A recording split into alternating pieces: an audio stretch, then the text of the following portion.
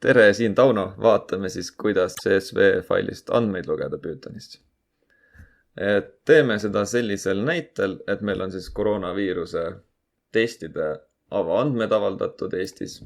Et Eesti on selline maa, kus on palju andmeid avalikult kättesaadavad, erinevalt võib-olla mõnest teisest diktatuurimaast.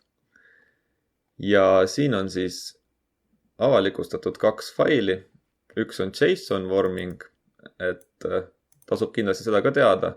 See on selline vorming, kus on failis asjad siis sellisel kujul. Näiteks ka Tonni logi on sarnane. Või siis on siin võimalik alla laadida need andmed siis CSV vormingus. Ja leiab siis aadressilt terviseamet.ee/et/koroonaviirus/avaandmed. Ja teeme sellise programmi, mis loeksid andmed kõik sisse. Ja siis proovime sealt kätte ka saada. Näiteks, mitu meest on andnud koroonaviiruse testi, mitu naist on andnud, mitu protsenti neist on nakatunud.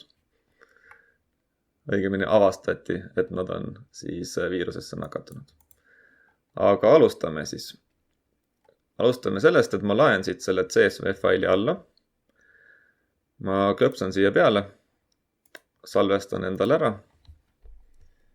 Ja teen endale siin kausta koroona.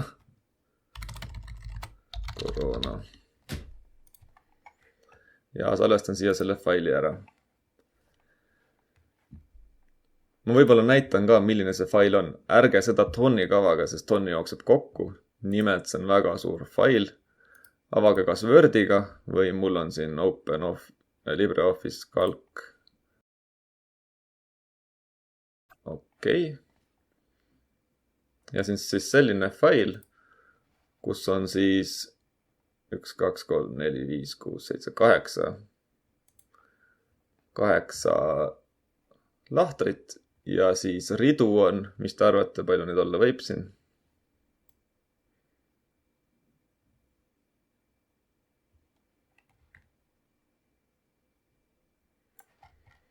Noh, ütleme niimoodi, et siin on 15 000 rida, nii et iga siis viirus, iga siis test, mis on tehtud, on siin kirjas. Nii et 15 000 rida, et proovige seda kuskil Excelis või kuskil niisama siis analüüsida. No on võimalik teha siia filtreid ja asju, aga vaatame, kuidas siis teha Pythonis. Nüüd siin failis on siis esimesel real on ID, ehk igal inimesel on antud selline nii-öelda räsi, kus te näete siis mingid sümbolid. Siis on antud selle inimese sugu, mis on siis M või N, vanusegrupp. Siis siin on riik, Eesti, mõni on ka tundmatu, nagu näete. Maakond on näha, et see näetähed näitab natukene imelikult, selleks peaks UTF-8 need sisse lugema, et ilusti näiteks. Result value, negatiivne, positiivne ja lisaks siis millal tulemus tuli ja millal siis test võeti.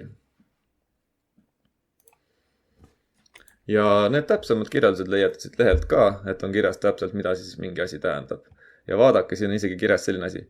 Patsiendi sugu, kui teada, string 1 märk. Nii et string ehk siis sõne, et kui teie juba teate, mida see tähendab siin.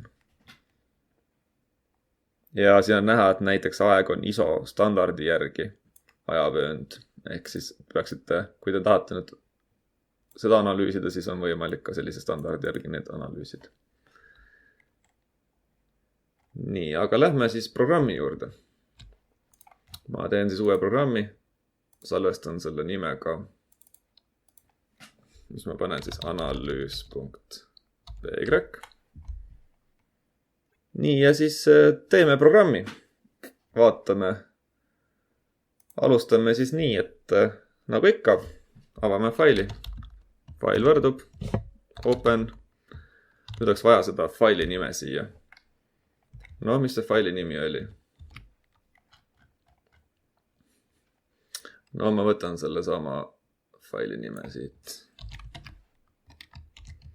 Kui te tahate, võite panna sellele oma nime. Igaks juhuks saab ka kontrollida, näiteks kui valite siit open ja vaatate, siis siin on see sama faili nimi. ärge seda avage praegu siin toonis, et see jooksutab kokku seal 15 000 rida. Nii, ja encoding. Nii nagu ikka, UTF-8. Ja teeme siis andmed, järjendi, kuhu me siis kõik need andmed sisse loeme. Nii, andmed. Ja loeme siis rida haaval selle faili sisse, nii nagu ikka, for rida in file. Ja paneme siis print rida, vaatame, millised need read on. File.close. Et sulgege ka alati fail. See küll veateadet ei anna, aga see on hea stiil. Paneme käima, vaatame, mis juhtub. No nii hakkab kõiki neid andmeid siin ekraanile väljastama, mis seal ridadel on siis. On näha, et nad on komaga eraldatud ja siis selliselt. Nii et meil tuleks nüüd see lüüa tükkideks. Lööme selle rea tükkideks, osad, punkt split. Ja teeme seda siis koma koha pealt. Ja lisame need siis andmetesse. Andmed.append osad. Ehk siis me teeme selle rea koma koha pealt alamjärjendiks, kus iga järjend on siis sõne, üks element ja lisan need siis sinna andmetesse. Nii, mis ma siis võiksin siin ekraanile väljastada? Võib-olla ma panen siia vahele print osad vaatama. Millised need osad on? Et siin nad on komaga eraldatud, aga need...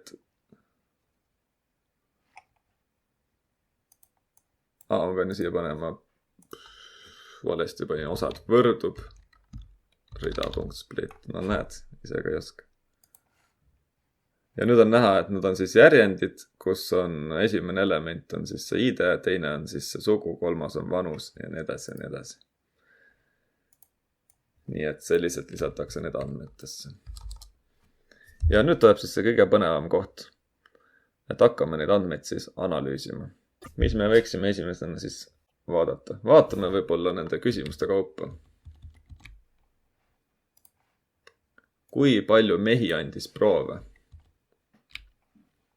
Nii, selleks me peaksime võtma siis siit järjendist vaatama teist elementi ja ilmselt vaatama, kas tegemist on M-i või N-iga. Ja seda muud moodi ei saa, kui hakkame rida haaval vaatama. For rida in andmed. Ja hakkame if-iga vaatama, nii et kui see rida, mitmes element see on, siis see on 0, see on 1. Kui rea esimene element.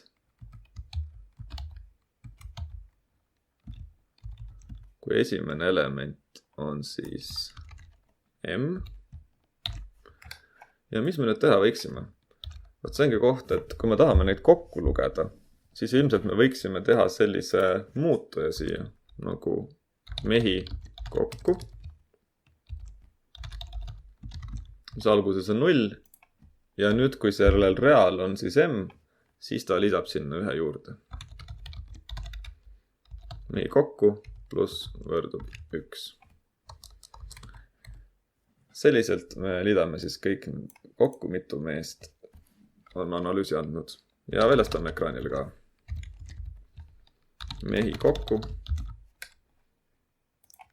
Ja nii nagu ikka, kui tegemist on arvuga, siis STR. Panen käima. Mehi kokku 5768. Siit on küsimus, palju siis need analüüse üldse kokku on. Et kui suur osa oli neist mehi ja kui suur osa naisi. No teeme siis selle tsükli ka. Kokku võrdub 0. Kopeerin selle sama. Aga ma seda if'i siia ei pane. Ma oleks võinud tegelikult seda isegi enne teha. Kokku proove. Ehk siis lihtsalt jooksutan need andmed läbi ja väljastan ekraanile. Ma panen siia kommentaarid ka. Arvutan mehi kokku. Arvutan naisi kokku. Mitte naisi, arvutan inimesi kokku. Vaatame. Mehi. Siia peab sellega panema.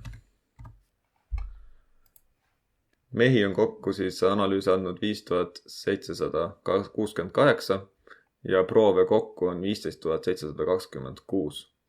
Ehk siis tuleb välja sellest, et ilmselt naisi on siis olnud 10 000, kes proove on andnud ja mehi siis nii palju. Võib juhtuda, et mõne proovi juures ei olegi kirjas, kas ta on M või N. Näiteks on mingi viga juhtunud. Selleks tuleks tegelikult eraldi naised ikkagi kokku lugeda. Kui palju mehi oli nakatunud? No nii. Meil on olemas, et mehi kokku on nii palju. Siis kuidas nüüd siis need nakatunuid lugeda? Arvutan kokku nakatunud mehed. No ilmselt samamoodi võiks teha siis nakatunud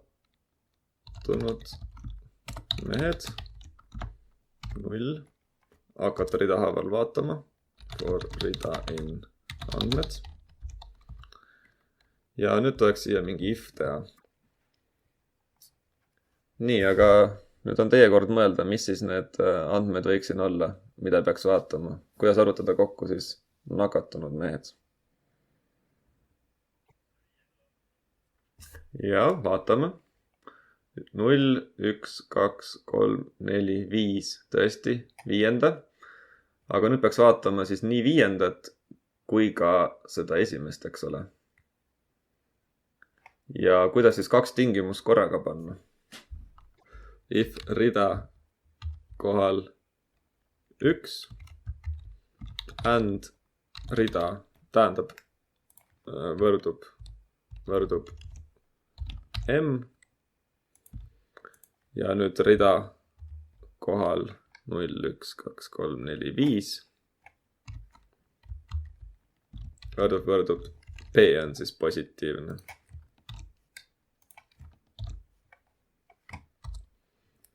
Nakatunud mehed pluss võrdub 1.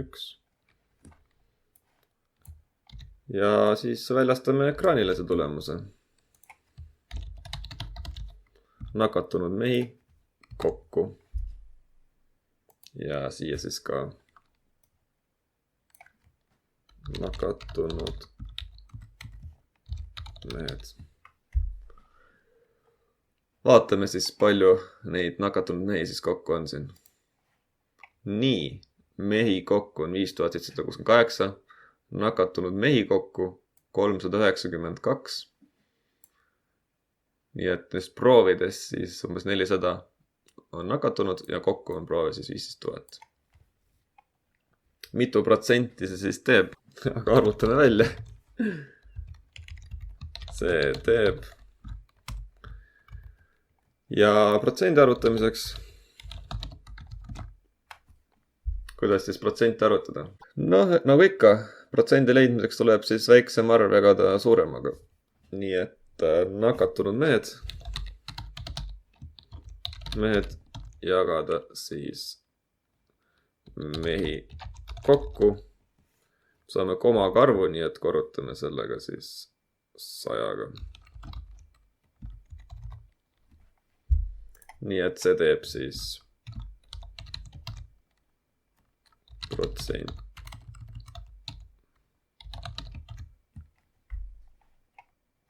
Võime siia kirjutada ka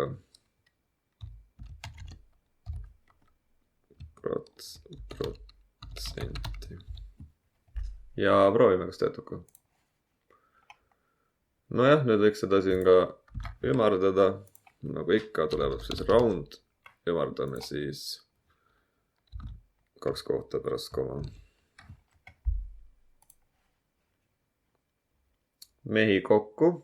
Nakatunud mehi kokku. See teeb 6,8%. Nii et kõigist prooviandjatest 6,8% on siis nakatunud meestest. Mis siin siis veel teha saaks? Teie ülesandeks on siis vaadata, kuidas leida, kui palju naisi andis proove. Mitu protsenti neist olid nakatunud. Mitu protsenti kõikidest proovidest olid mehed. Ja valige ise 2 vanuserühma ja võrrelge, kummas on siis rohkem nakatunuid. Nii et vanuserühma jaoks siis tuleks selle siit vaadata. See on siis 012. See on siis teine element programmeerimise keeles, et võrrelda seda ja liita kokku. Ja siis maakonna kohta samamoodi. Võtta mingi maakond ja vaadata siis seal palju positiivseid. Nii et maakonna leiate siit samamoodi siis 0, 1, 2, 3, 4. Ja kes tahab veel harjutada, siin on proffidele veel, millises maakonnas võeti kõige rohkem proove, ehk siis saate arvutada kõikide maakondade kohta, palju iga maakonna kohta on ja millest kõige rohkem võeti. Millises maakonnas oli kõige rohkem nakatunuid, millises kõige vähem. Võite vaadata, kas see siis kajastub vastavalt meil siin olukorrale. Ja millises maakonnas oli kõige suurem nakatunute protsent ja millises kõige väiksem. Ehk siis nakatunute protsent. Võitegi ise mõelda mingeid küsimusi, mis teid siin võiks huvitada. Ja need andmed siis on kogu aeg siin värskendamisel, ehk siis ilmselt saate ka siit sama skripti kasutada uuesti, kui need andmed uuenevad. Nii et siis aitäh kuulamast ja edu siis katsetamisel.